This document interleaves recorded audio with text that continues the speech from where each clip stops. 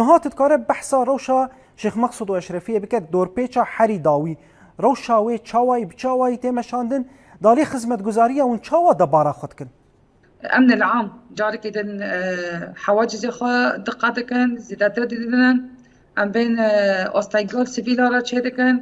ام بين نهلن ت مواد كبه حالته بهتر ام بين دشاش ماها گو ام بين گو برخدانی دندر حد تا خداتی شکرن بهتر دوی دمه دا يعني حصاري كي تمامي هاتن شكرن نهشتن تشتك در بازي حد تا خوابن اما چملن مواد انگو ام به کار خوابدن مشاندن جزفته رو بگر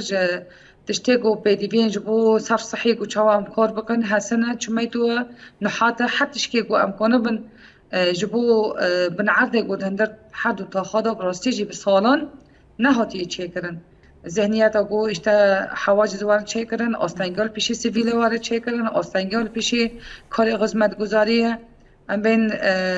نهلن موضوع تکاوی حالته جبر بیجی ام آستانگینی هری مزن دبینن و ام چاوا کنه بن آلیات خوب بدن کار آنین یعنی موضوع کردن به ام نکن آلیات خوب کار بینن دمل پاکشی دا دمل کلاندن تاخان دا دمل گو ام بین چکرن یعنی تشتی گو صرف صحی واری خواستن جبر بیجی یعنی موضوع تجاری در باز بدره نبویه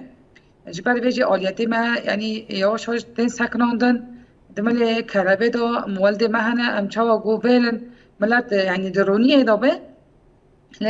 ام بین موضوع در باز نابه هنی که یعنی راستی جی تنه 2 ساعت 3 ساعت ام کربه ایواره بدخن یعنی اوجی گر موضوع در بازی تاخه نبه و اوجی یواش یواش واری سکناندن